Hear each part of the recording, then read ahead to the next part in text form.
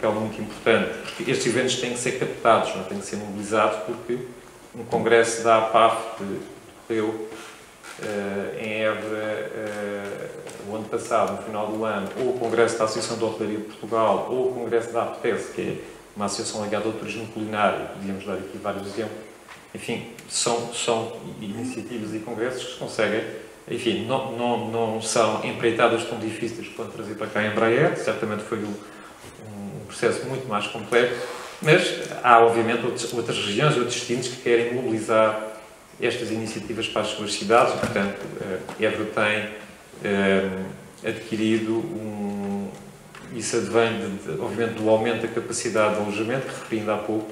Évora tem, de facto, hoje uma capacidade muito interessante para poder acolher iniciativas deste tipo. E coloca um dos desafios àquilo que é o desenvolvimento futuro da cidade e que tem sido reclamado por alguns hoteleiros, que é a criação do chamado Convention Bureau, que é uma coisa que já existe no Estoril, no Porto, que é uma estrutura especializada para captar e gerir, para captar e mobilizar eventos, congressos, incentivos, pequenas conferências, etc. Nós admitimos, enfim, entendemos que a ideia é interessante, independentemente dela ir ou não avante, há questões que nós podemos já começar a trabalhar.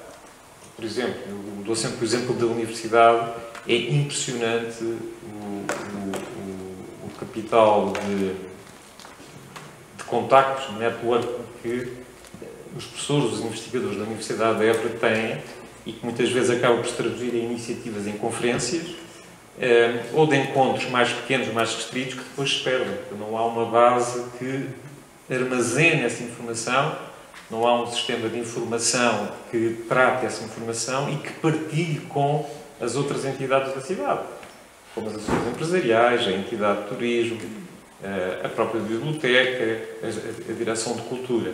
Portanto, o Convention Bureau pode ser uma plataforma de integração de toda essa informação e, obviamente, que esse mapeamento e essa monitorização permitirá depois ter uma atitude de captação e de mobilização de iniciativas e de congressos muito mais importante. Esta é claramente, até do ponto de vista de redução da sazonalidade, é uma linha bastante importante de desenvolvimento turístico futuro da cidade, que já é uma realidade, mas que se pode ainda acentuar mais.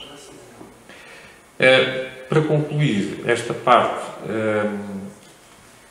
o professor Carlos Julião falava ainda há pouco no Portugal 2020, depois do Portugal 2020, enfim, este período de programação, de facto, pode dizer-se que é, se calhar, o primeiro quadro comunitário com uma matriz muito forte de Bruxelas. Enfim, Portugal recebeu um template do quadro estratégico comum, com os objetivos temáticos.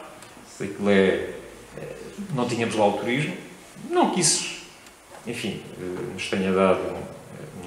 Não que isso seja muito complicado, porque, como vos disse ainda há pouco, de um modo geral, em Portugal, sempre se tem conseguido incorporar o turismo nos fundos estruturais, mas exigiu algum trabalho de criatividade e imaginação. O turismo aparece depois nos POs regionais, muito ancorado às questões do património natural e cultural, o que aparentemente é bom e é interessante, não é? Até se olharmos para o tema desta conversa, desta parte do turismo património, porque, de certa forma, o património cultural aparece muito ligado à valorização turística. Eu li uma entrevista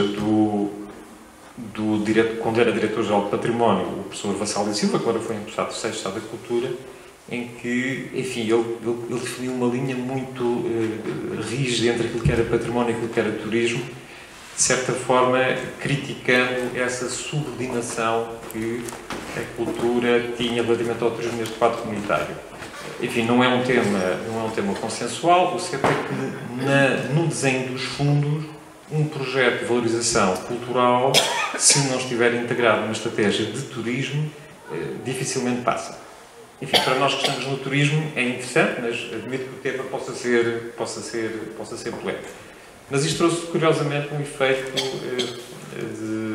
trouxe uma perversão ao processo. É que, do ponto de vista da disponibilidade financeira, afunilou muito os fundos.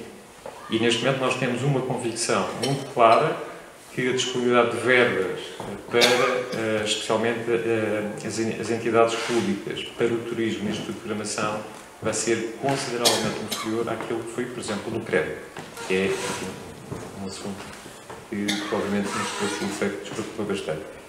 Ainda assim, enfim, pensamos que, de um modo geral, a Évora tem, neste período de programação, algumas oportunidades que pode aproveitar, não pode ficar totalmente focada naquilo que é o PO regional. Por exemplo, há poucos dias em Bruxelas tivemos com a direção, com a DG, que tem as questões da educação e da cultura, a falar sobre a Europa Criativa, que é um programa muito importante e que pode apoiar a preparação das capitais europeias de cultura. Eu ainda há pouco confirmava com o professor Carlos Jolinho, e parece que a minha memória, enfim, ainda é relativamente boa, porque me recordo de, no final da década de 90, o professor Carlos Jolinho ter lançado publicamente o REP para que a Évora possa, na altura, tivesse avançado para essa candidatura. Pois bem, em 2027, a Capital Europeia da Cultura, não sei se vocês conhecem o sistema, portanto, a Comissão Europeia define por ano quais são os países que ficam com a Capital Europeia da Cultura. 2027 é Portugal. Há cidades portuguesas que já estão a posicionar: Faro, Coimbra, 2027. E, curiosamente, o que se diz nos bastidores é que se Évora avançar, terá grandes probabilidades de ser vencedor. Obviamente que estamos a falar de um projeto complicado, implica um trabalho de preparação significativo, com alguns meios financeiros, mas, por exemplo, a Europa Criativa suporta parte do investimento de preparação da candidatura e da estratégia. E a questão da Capital Europeia da Cultura é interessante, não só porque a candidatura pode ser vencedora, mas também porque pode, de certa forma, contribuir para dinamizar e incutir na vida cultural da cidade um conjunto de dinâmicas que são cada vez mais importantes para o turismo. Enfim, o nosso interesse numa iniciativa deste tipo tem muito a ver com o que ela pode, obviamente, favorecer a atratividade turística. E eu, enfim, estabelecia, se calhar, esta ideia que, dentro desta relação de património, cultura e turismo, é para nós hoje muito significativa.